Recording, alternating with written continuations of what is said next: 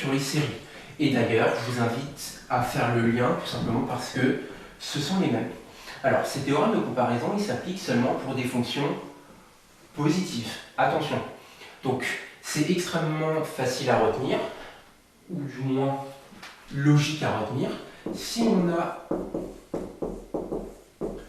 donc deux fonctions qui sont continues, qui vérifient cette inégalité-là, si l'intégrale de f sur i converge, alors, qu'est-ce qu'on peut dire de l'intégrale de g? G, elle est plus petite que f et l'intégrale de f converge. Donc, machinalement, l'intégrale de g converge aussi. Et de la même façon, cette fois-ci, si l'intégrale de g diverge, alors, même résultat, l'intégrale de f diverge aussi. Pensez que, d'une certaine façon, l'intégrale de f, elle est plus grande qu'une intégrale qui vaut entre guillemets plus l'infini, donc elle vaut elle-même plus l'infini. Et donc, on va appliquer ce théorème à l'exemple numéro 14. L'hypothèse, je le rappelle, la positivité est une hypothèse fondamentale. Alors, il y a deux exemples. On va traiter le premier. Première question, montrer que pour tout est positif, alors encore une fois, il y a une petite coquille, je la corrigerai dans la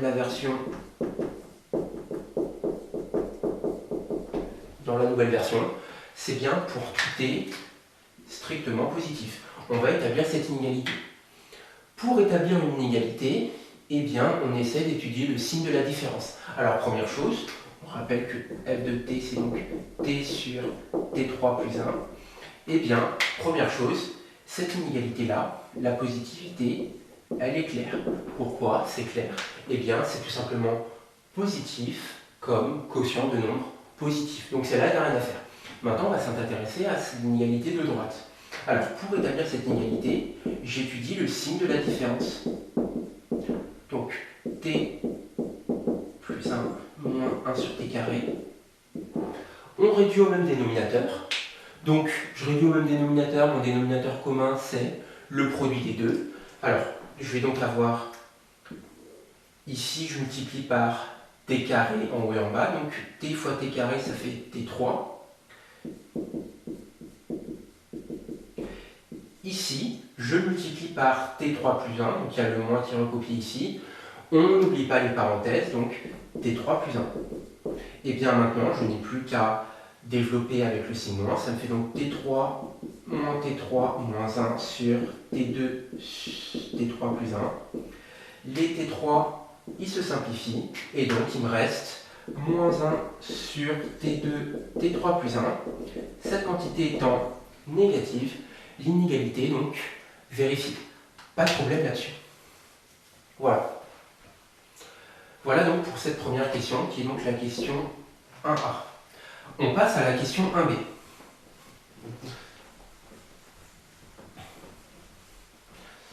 Alors, question 1B, on vous demande de montrer que l'intégrale de 0 à plus l'infini de f converge. Alors, on va séparer le travail en deux parties. Question 1B. Alors, première chose, pour tout est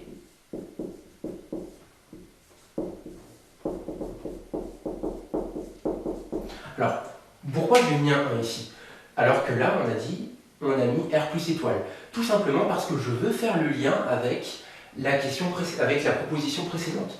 La proposition précédente nous fait apparaître, regardez le premier point, les intégrales de Riemann, l'intégrale de 1 à plus l'infini. Donc c'est pour ça que je fais un 1. Alors maintenant, on n'a plus qu'à rédiger. Alors, l'intégrale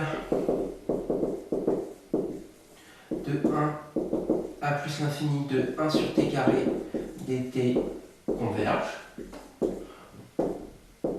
Intégrale de Riemann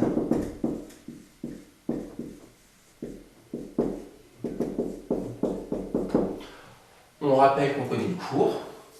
Donc maintenant, par comparaison des intégrales de fonctions positive, l'intégrale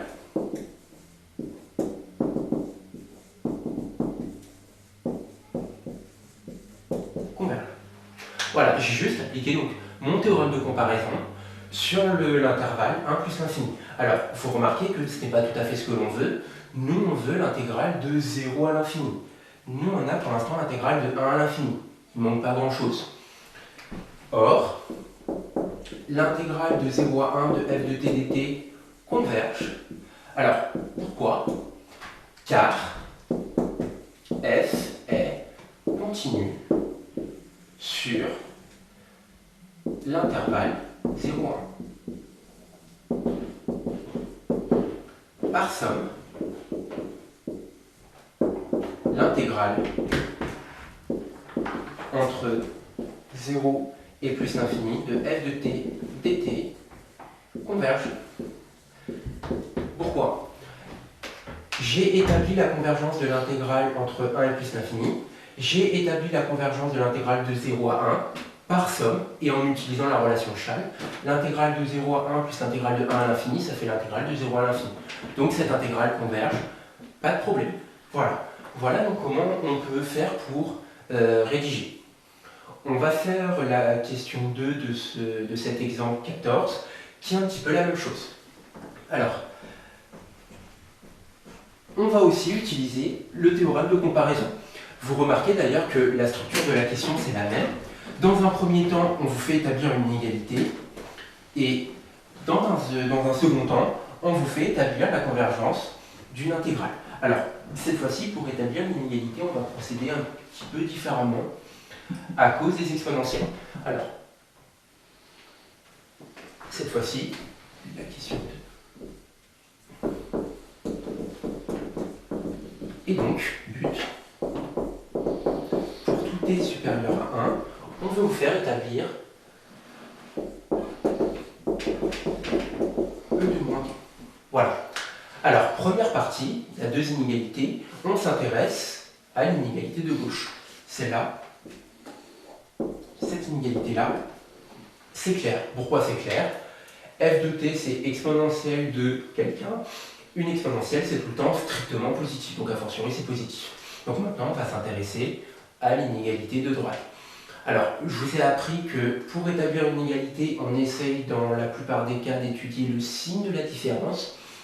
Malheureusement, à cause des exponentielles, ce signe n'est peut-être pas si facile que ça à étudier. Alors, par contre, on va essayer de faire autre chose. Pour tout t plus grand que 1, t carré est plus grand que t. Ça, il n'y a pas de problème là-dessus. Qu'est-ce que je vais faire? Quel est mon but? Mon but, c'est essayer d'une certaine façon, de recomposer cette fonction. Alors, ça implique... J'ai multiplié mon inégalité par moins 1. Souvenez-vous que quand vous composez une inégalité par moins 1, vous multipliez par une inégalité par moins 1, eh bien on change le signe de l'inégalité. Et maintenant, c'est l'argument que vous oubliez. Je compose cette inégalité par la fonction croissante exponentielle. Vous remarquez que je n'ai pas besoin d'équivalence, donc je n'ai pas besoin d'invoquer le fait que exponentielle était une bijection de R sur R plus étoile.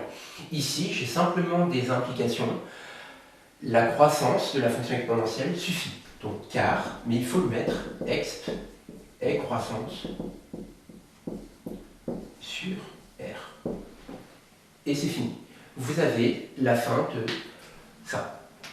Alors, question 2b, eh bien, c'est la même que tout à l'heure. Il faut bien rédiger. Alors, première étape, l'intégrale de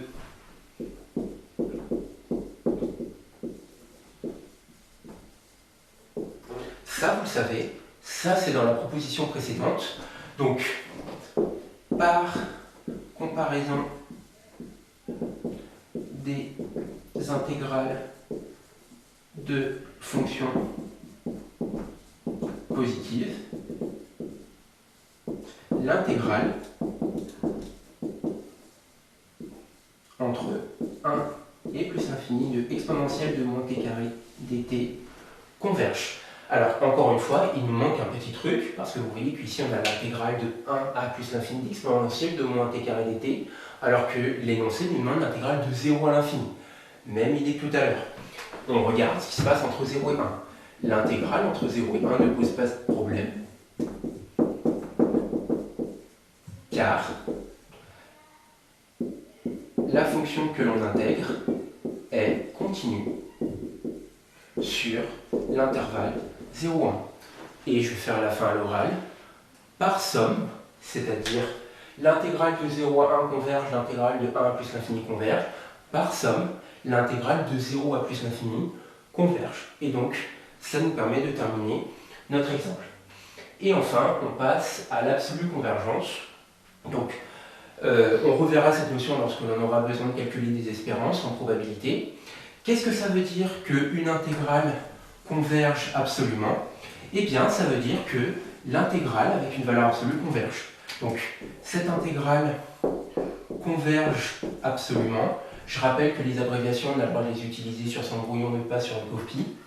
Lorsque l'intégrale avec une valeur absolue converge. C'est la même définition que l'on avait vue avec les séries. On avait dit qu'une série convergeait absolument lorsque la série des valeurs absolues convergeait. Alors, la proposition la plus intéressante, donc c'est la proposition qui est juste après, qui dit, on va l'abréger, que la convergence absolue implique la convergence. La réciproque étant fausse. Qu'est-ce que ça veut dire? Ça veut dire que si l'intégrale de valeur absolue de f converge, alors l'intégrale de f converge. Et en plus, vous avez une inégalité, et en plus, on a cette inégalité-là,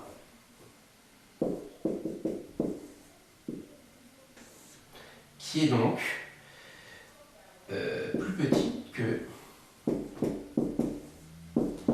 Voilà. Rappelez-vous, on avait la même inégalité, on avait le même résultat sur les séries. Voilà, donc on a terminé le chapitre. Alors, je vous propose quelques exercices. Je les corrigerai donc lors de la prochaine vidéo. Alors, je vous propose de regarder l'exercice 174. Je vous propose de regarder les intégrales 1, 2, 3 et 4. Alors, le format étant un petit peu particulier, du coup, vous voyez, bon, bah, on a fait en à peu près 1 heure ce que l'on a fait en 2 heures, tout simplement parce que je ne vous laisse pas le temps de recherche, parce que je suis directement au tableau. Je vous invite très fortement à refaire tous les exemples que je vous ai faits. Vous les refaites sur votre feuille. Je vous invite à chercher ces exercices. Prenez votre temps, vous n'avez de toute façon que ça à faire. Et voilà. Donc la prochaine vidéo devrait arriver d'ici lundi ou mardi. De toute façon, je reste largement disponible par mail. Si vous avez des questions, comme vous avez peut-être du mal à rédiger des mathématiques avec un traitement de texte, je vous invite à prendre en photo vos questions. Écrivez bien, s'il vous plaît. J'y répondrai donc lors de la prochaine vidéo. Sur ce, je vous laisse passer un excellent week-end.